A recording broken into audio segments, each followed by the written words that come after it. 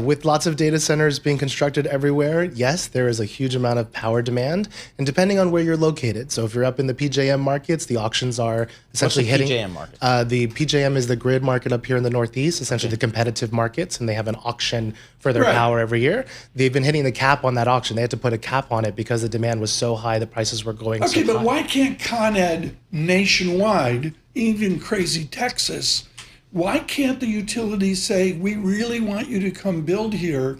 Why can't they partition Microsoft's electricity demand away from Paul Sweeney's electricity demand? They actually do, and they're actually making even more efforts where the regulators are approving the rates that they have just for data centers.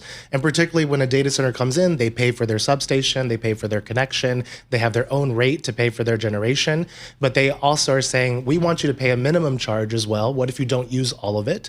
And so that helps the existing payers not have to subsidize that. But it depends on the market. The regulated utilities, where they control everything, are really differentiating the rates. But if you have an unregulated market, like I mentioned in PJM, where the price is based off the auction, power prices for everyone will increase if demand is higher. So that's something where you're hearing regulators, you're hearing governors talk about the energy markets and the power markets and how they can better monitor them so that they don't go through the roof as data centers are coming online.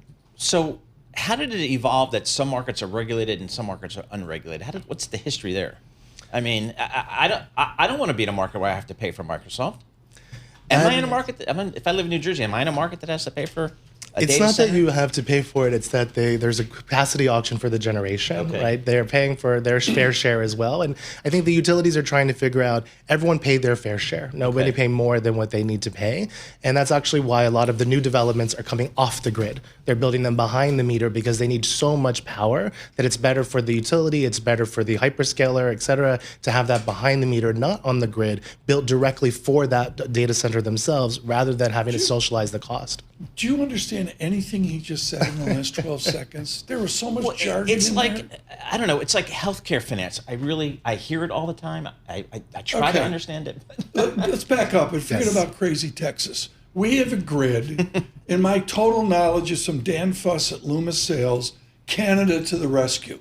We run out of electricity, and Quebec Hydro or whatever saves us. That's 40 years ago. Now we have a grid. Who makes that electricity? We do ourselves. We have our own gas plants, our own renewable plants, our own hydro plants, and what you're seeing is more construction of a significant amount of new renewables, new gas plants in order to support this new demand. We had about 60 gigawatts coming online in the US this year. I think it was in the 50 a year ago. So we're increasingly adding more generation to match this new demand.